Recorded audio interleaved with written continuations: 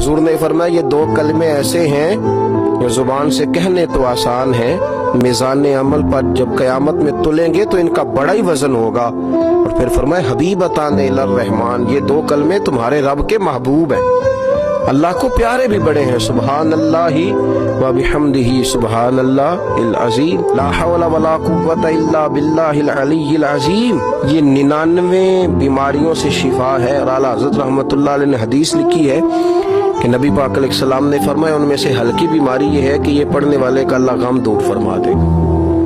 गमों से निजात के लिए ला हौल शरीफ को पढ़ें, फिर इसके साथ साथ हस्बुनल्लाहु व निअमल वकील इसकी तस्बीह करें। और जो चाहता है कि मैं रहमत में नहला दिया जाऊं, मेरे चारों जानब करम ही करम हो, आसानी ही आसानी हो, तो फिर वो तस्बीह ले ले और दुरूद व सलाम पढ़ना शुरू कर दे।